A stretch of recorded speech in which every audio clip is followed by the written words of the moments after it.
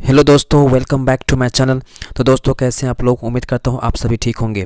तो दोस्तों, आज मैं आप लोग को यूरोप में राष्ट्रवाद का उदय, ठीक है, यूरोप में राष्ट्रवाद का उदय का पूरा एक मास क्वेश्चन गाइस, ठीक है, वन मास क्वेश्चन, ठीक है, जो आपका एमसी क्वेश्चन आपका आएगा उसका सारा चीज़ बताने वाला, आपको कहाँ कहाँ से क्वेश्चन पूछेगा। और 100% गाइज इसको पढ़ के जाओगे तो एक भी क्वेश्चन छूटेगा नहीं, सारा क्वेश्चन आपको आएगा, ठीक है। चलिए अब मैं आपको बताता हूँ कौन कौन से क्वेश्चन कहाँ कहाँ से आपको क्वेश्चन पूछा जाएगा एग्जाम में, ठीक है। चलिए तो फ्रेंड, आप क्या करो, कॉपी निकालो, कलम निकालो, ठीक है, और किताब निकालो, ठीक है। जहाँ जहाँ मैं टिक लगवा रहा हूँ उसको टिक करते जाओ, ठीक है। और वहीं से आपको पढ़ के जाना है, पूरा आपको फुल मार्क्स आएगा। जितना भी क्वेश्चन पूछेगा ना इस क्वेश्चन से, ठीक है, इस चैप्टर से पूरा क्वेश्चन आप कर पाओगे, ठीक है। चलिए आपको बताता हूँ कहाँ कहाँ आपको करना है। चलिए सबसे पहले आप टिक कीजिएगा 1848 में, ठीक है, फ्रांसीसी कलाकार फ्रेडरिक सोरियो ने 4 चित्रों की एक श्रृंखला बनाई। इनमें से उसने सपनों का एक संसार रचा जो उसके शब्दों में जनतांत्रिक और सामाजिक तंत्र में मिलकर बना था। इस श्रृंखला के पहले चित्र में, ठीक है, यूरोप और अमेरिका के लोग दिखाए गए, ठीक है। यहीं तक आपको टिक मारना है। तो ये लाइन आप जरूर पढ़िएगा, ठीक है। ये लाइन से आपका क्वेश्चन बन सकता है फ्रेंड, ठीक है। नाम याद रखिएगा फ्रेडरिक सोरियो का, ठीक है। तो यहाँ से क्वेश्चन बनता है, आप इसको जरूर टिक कर लेना, ठीक है। नेक्स्ट आप टिक लगाइएगा, ठीक है। फ्रांसीसी क्रांति के दौरान कलाकार स्वतंत्रता को महिला का रूप, ठीक है, महिला का रूप प्रदान किया करता था, ठीक है, किया करते थे। तो ये आप टिक मारिएगा, ठीक है। यानी फ्रांसीसी क्रांति के समय कलाकार जो लोग था ना, वो महिला का रूप प्रदान किया करता था। तो आप महिला का याद कीजिएगा, ठीक है, महिला, स्त्री रूप, ठीक है। चलिए नेक्स्ट टिक मारिएगा। राष्ट्रवाद की पहली स्पष्ट अभिव्यक्ति 1789 में फ्रांसीसी क्रांति के साथ हुई थी, ठीक है। ये वाला टिक जरूर मारिएगा आप। नेक्स्ट आप टिक मारिएगा, ठीक है। यहाँ से फ्रांसीसी लोगों में एक सामूहिक पहचान की भावना पैदा हो सकती थी, यानी पितृभूमि और नागरिक, ये दो विचारों को एक साथ लाया गया था, ठीक है, इस पे बल दिया गया था। तो याद कीजिएगा पितृभूमि और नागरिक ना, ये भी आपका वन मार्क्स क्वेश्चन में गाइस बहुत ज़्यादा इंपॉर्टेंट है। चलिए नेक्स्ट टिक मारिएगा आप 1804 में, ठीक है। 1804 की नागरिक संहिता, जिसे आमतौर पर नेपोलियन संहिता के नाम से जाना जाता है, ठीक है, ये जन प्रधारित विशेषाधिकार समाप्त कर दिए थे। उसने कानून के समक्ष बराबरी और संपत्ति के अधिकार को सुरक्षित बनाया, ठीक है। यहाँ तक अलाउ, इसको टिक मार दीजिएगा, ठीक है। यहाँ से आपका वन मार्क्स क्वेश्चन यहाँ से जरूर आएगा फ्रेंड, ठीक है। वन मार्क्स क्वेश्चन यहाँ से आपका कंफर्म आएगा, आप देखिएगा एग्जाम में, ठीक है। अभी हम सिर्फ एक मार्क्स क्वेश्चन ना टिक मरवा रहे हैं, ठीक है, ठीक है। नेक्स्ट वीडियो में क्या करेंगे, लॉन्ग क्वेश्चन आपको मरवा देंगे, ठीक है। लॉन्ग क्वेश्चन जहाँ से पूछेगा ना, वो क्वेश्चन भी दे देंगे आपको, ठीक है, वो क्वेश्चन भी आपको दे देंगे और आपको टिक मरवा देंगे कि वहाँ से क्वेश्चन पूछेगा आपको, ठीक है। तो पूरा वीडियो बने रहिएगा, तभी आपको फायदा होगा, ठीक है। चित्र वाला क्वेश्चन भी रहेगा, तो इसको याद कर लीजिएगा, किसका चित्र था, ठीक है, जर्मन चित्रकार कार्ल कैस्पर, ठीक है, फ्रिड्ज, इसको याद कर लीजिएगा और चित्र को याद कर लीजिएगा, ठीक है।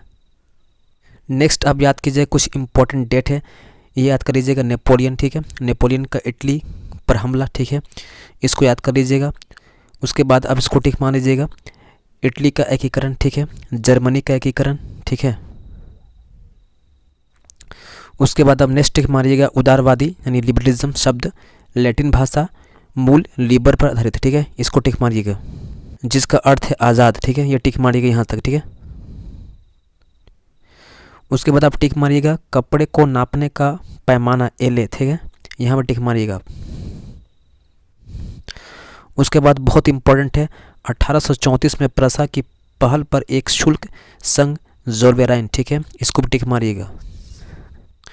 उसके बाद आप टिक मारिएगा 1815 की वियना संधि, ठीक है, 1815 की वियना संधि पूछेगा आपके एग्जाम में, वियना संधि कब हुआ था, तो 1815 में, ठीक है। उसके बाद आप टिक मारिएगा यहाँ पर, ठीक है, इटली का क्रांतिकारी जूसेफ मैजनी, बहुत इंपॉर्टेंट है, ठीक है। यहाँ से आपको क्वेश्चन पूछेगा यंग इटली, ठीक है, यंग इटली का निर्माण किसने किया था, तो याद कीजिएगा जूसेफ मैजनी, ठीक है। उसके बाद फ्रेंड अब यहाँ पर टिक मारिएगा, मैटरनिख ने उसे हमारी सामाजिक व्यवस्था का सबसे खतरनाक दुश्मन बताया था, किसको बताया था, गुसेफ मैजनी को, ठीक है, गुसेफ मैजनी को बताया गया था। कौन कहा था, मैटरनिख ने। तो इस लाइन को भी आप टिक मारिएगा, ठीक है, याद कीजिएगा। उसके बाद गाइस अब यहाँ पर टिक मारिएगा, बहुत इंपॉर्टेंट है। मैटरनिक ने एक बार कहा था, ठीक है, जब फ्रांस छींकता है तो बाकी यूरोप में सर्दी जुकाम हो जाता है। बहुत इंपॉर्टेंट बोलेगा आप क्वेश्चन में, ये शब्द किसने कहा था, ठीक है, तो याद कीजिएगा मैटरनिक ने कहा था, ठीक है। उसके बाद आप टिक मारिएगा 1832 की कुस्तुतुनिया की संधि, ठीक है, यूनान को एक स्वतंत्र राष्ट्र की मान्यता दी गई। उसके बाद अब इस चित्र को टिक मारिएगा, ठीक है, बहुत इंपॉर्टेंट है। किसका चित्रकार था? फ्रांसीसी चित्रकार देलाकोवा, ठीक है। उसके बाद फ्रेंड यहाँ टिक मारिएगा, जर्मन दार्शनिक योहान गॉटफ्रीड जैसे रोमानी चिंतकों ने दावा किया था सच्ची जर्मनी संस्कृति उसके आम लोगों, ठीक है, दास वोल्क में निहित था, ठीक है। राष्ट्र वोल्गिस्ट, दोनों वर्ड याद कीजिएगा। आम लोग को हम दास वोल्क बोलते हैं और राष्ट्र को बोलते हैं वोल्गिस्ट, ठीक है, बहुत इंपॉर्टेंट है। उसके बाद दोस्त अब ये टिक मारिएगा, राष्ट्रीय सभा नेशनल असेंबली ने एक स्वतंत्र गणतंत्र की घोषणा करते हुए 21 वर्ष से ऊपर सभी वयस्क पुरुषों को मताधिकार प्रदान किया, ठीक है, और काम का अधिकार गारंटी दी। इंपॉर्टेंट है, टिक मारिएगा। उसके बाद ये भी टिक मारिएगा, 1845 में, ठीक है, सिसिलियो में बुनकरों ने उन ठेकेदारों के खिलाफ विद्रोह कर दिया था जो उन्हें कच्चा माल देकर निर्मित कपड़ा लेते थे परंतु दाम बहुत कम थे, ठीक है, इसको टिक मारिएगा। इसके बाद इसको टिक मारिएगा, ठीक है। इसके बाद आप इसको टिक मारिएगा, जनकर, ठीक है, जनकर किसको बोलते थे? भूस्वामी को, ठीक है। उसके बाद यहाँ टिक मारिएगा, ऑटो वॉन बिस्मार्क, ठीक है, बहुत इंपॉर्टेंट है, जो जर्मनी का एकीकरण करवाया था, ठीक है। उसके बाद इसको टिक मारिएगा, वार्साय में हुए एक समारोह में प्रसा के राजा विलियम प्रथम को जर्मनी का प्रथम सम्राट घोषित किया गया, ठीक है। उसके बाद आप इसको टिक मारिएगा, हॉल ऑफ मिरर, ठीक है, शीश महल, चित्र में ये दिखा पड़ रहा ना, ये आपका शीश महल है, ठीक है, ये आपका शीश महल है, हॉल ऑफ मिरर है ना।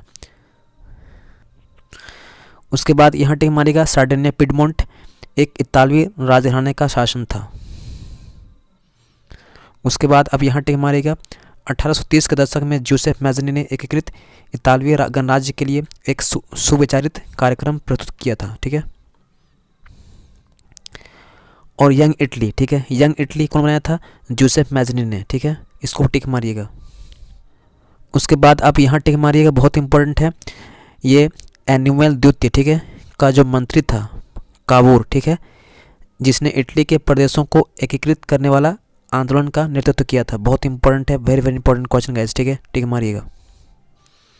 उसके बाद अब यहाँ टिक मारिएगा, 1861 में इमैनुएल द्वितीय को एकीकृत इटली का राजा घोषित किया गया। और यहाँ टिक मारिएगा, ला टालिया, ठीक है, ला टालिया विक्टर इमैनुअल की पत्नी थी, इसको टिक मारिएगा। एथनिक, ठीक है, डायरेक्ट आपको देगा, ये दे देगा, आपको पूछेगा इसको क्या बोलते हैं, ठीक है, तो एथनिक।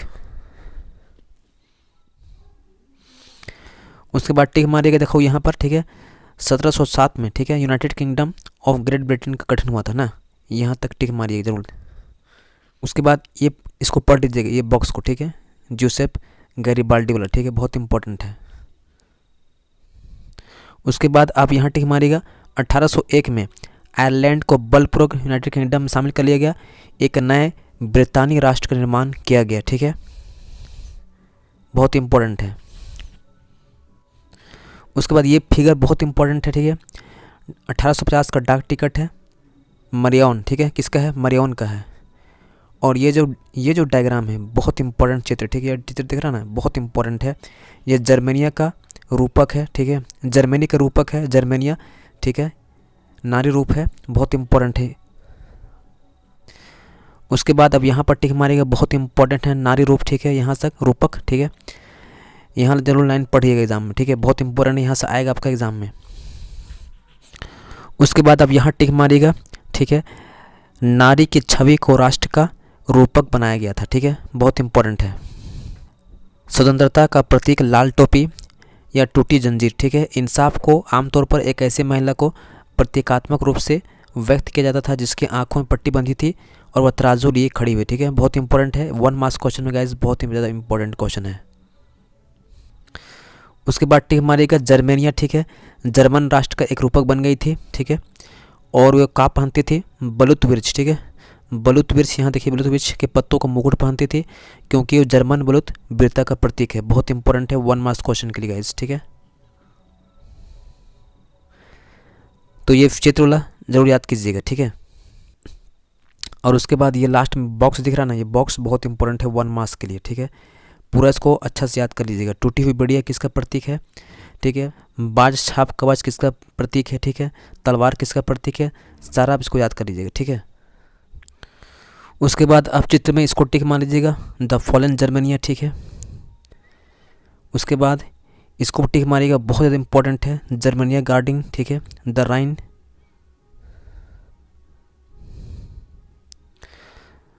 उसके बाद अब लास्ट में देखिए, आइए उसके बाद इसको टिक मारिएगा। 1871 के बाद यूरोप में गंभीर राष्ट्रवादी तनाव का क्षेत्र बाल्कन क्षेत्र था, ठीक है, बाल्कन एरिया था। उसके बाद गाइस ये फिगर को टिक मारिएगा, ठीक है। उसके बाद टिक मारिएगा 1914 से 1918, ठीक है, जो प्रथम विश्व युद्ध हुआ था, ठीक है, याद कीजिएगा तिथि। तो ये इतना अगर कर लीजिएगा इस चैप्टर से तो आपको पूरा फुल मार्क्स आ गया, इससे बाहर क्वेश्चन नहीं जाएगा फ्रेंड, ठीक है, याद कीजिएगा।